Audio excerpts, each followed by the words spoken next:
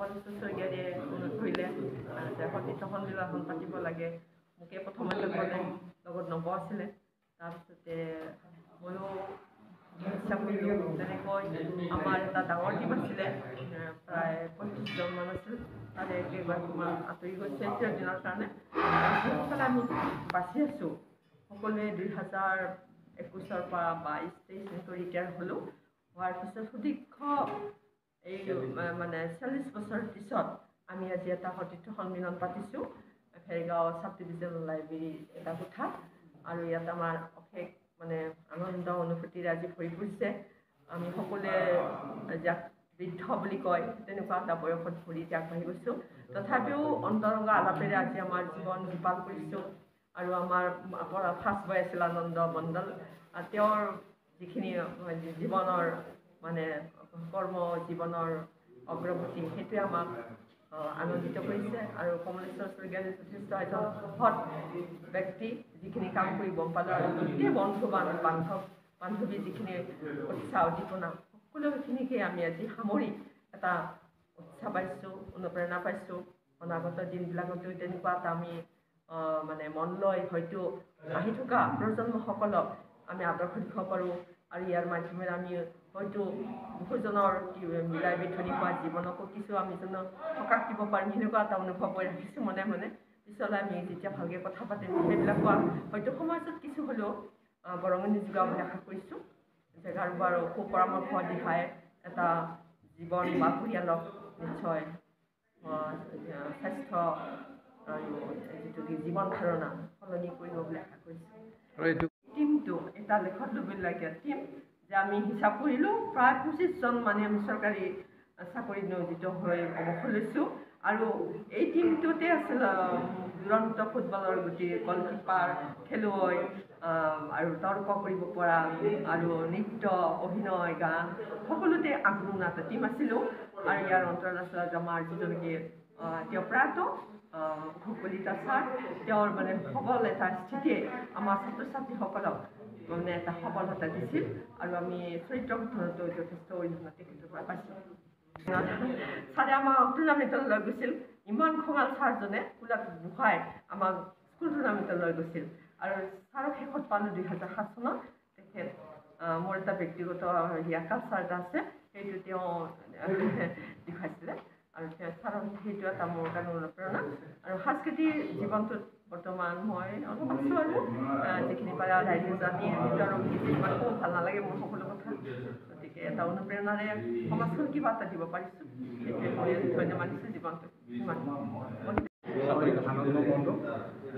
আমি ক শ্ৰেণীৰ পৰাই ক্লাছ 10লৈ একেলগে থাকিলোঁ, পঢ়িলোঁ। তাৰপাছত মেট্ৰিক পাছ কৰাৰ পাছত কলেজ পাছ কৰাৰ পাছত মই চাকৰি পালোঁ অৰুণাচল প্ৰদেশ পুলিচত চাব ইন্সপেক্টৰ হিচাপে। তাৰপাছত চাকৰি কৰিলোঁ। তাত বহুত সুখ দুখৰ মাজেদি বহুত মিঠাৰ টেষ্ট এইবিলাক তাতে কৰিলোঁ। তাৰপাছত মোৰ চাকৰিৰ কাৰণে প্ৰেচিডেণ্ট অফ ইণ্ডিয়াও মোক দুবাৰ মেডেল দিলে, গ'ল্ড মেডেলো পালোঁ। ভালকৈ চাকৰি কৰি 2022ত মই ৰিটায়াৰমেণ্ট ল'লোঁ। আজি এই দিনটো সঁচাকৈয়ে মনত ৰাখিবলগীয়া কথা। মনোৰমাই আৰু কমলেশ্বৰ শইকীয়াৰীয়ে ইনিচিয়েটিভ লৈ এনেকুৱা আজি এটা সুখৰ দিন আমাক দেখুৱালে যে পুৰণা বন্ধুবিলাকক চাই জানো আমি অলপ জীপাল মৰা গছবিলাক যেনে জীপাল হৈ গ'ল, মনটো এনেকুৱা হৈ গ'ল। ইমান উৎফুল্লিত হ'লোঁ, বহুত ভাল লাগিছে। আৰু আমি চেষ্টা কৰিম পিছতো। আমাৰ এইটো মই গোলাপী বুলিয়ে নামটো বেছি মনত আহে, কাঞ্চনক। তাই এটা প্ৰপ'জাল দিছে, আমি পাৰিলে নেক্সট বছৰ আকৌ তাতে গেদাৰিং। ধন্যবাদ। ময়ো চতুৰ্থ শ্ৰেণীৰ পৰা, তেতিয়াৰ দিনৰ চতুৰ্থ শ্ৰেণীৰ পৰা আমি একেলগে ক্লাছ 10লৈকে ভেৰগাঁও এতিয়াও উচ্চতৰ মাধ্যমিক বিদ্যালয়, তেতিয়া ভেৰগাঁও হাইস্কুল আছিলে। ঠিক ভেৰগাঁও হাইস্কুলৰ পৰা আমি 1978ত মেট্ৰিকত পৰীক্ষা দিছিলোঁ আৰু সকলোৱে উত্তীৰ্ণ হৈছিলোঁ। ঠিক তেনেকৈ আমি নিজৰ ছাবজেক্ট ৱাইজত আমি কি কৰিলোঁ, নিজৰ কলেজ পঢ়িলোঁ, ইউনিভাৰ্চিটি পঢ়িলোঁ, MCom MA ডিগ্ৰী পাছ কৰিলে। ঠিক তেনেকৈও ময়ো তেনেকৈ ডিগ্ৰীটো লৈ পেলাই মই LICত মানে চাকৰিত সোমালোঁ মোৰ শিক্ষাখন কৰি পেলাই। তাৰপিছত তাতে মই কিন্তু কৰ্মজীৱনত মই যিটো যে মানুহে চেষ্টা কৰিব লাগে সেইটো মই শিক্ষা জীৱনৰ পৰাই আৰম্ভণিৰ পৰাই মোৰ হাইস্কুল লেভেলৰ পৰাই শিক্ষক তথা বিভিন্ন অগ্ৰজবিলাকৰ পৰা এটা শিকিছিলোঁ। কিছুমানে ডিগ্ৰী লৈ আহিলে যে কিমান সুনাম কৰিব পাৰে আৰু মোৰ শিক্ষকবিলাকে যে ইমান ধুনীয়া ধুনীয়া উপদেশমূলক শিক্ষা দিয়াৰ লগতে যে নিজৰ পাঠদানটো যে মানে নিয়মীয়াকৈ মনোযোগ দিব লাগে আৰু পৰীক্ষাত ভাল ৰিজাল্ট কৰিব লাগে সেইটো কথা খুব শিকিছিলোঁ। কিন্তু মই সিমান ছাকচেছ হ'ব নোৱাৰিলোঁ। মই জীৱনত পিছৰ বেলা মই কি কৰিলোঁ LICত মই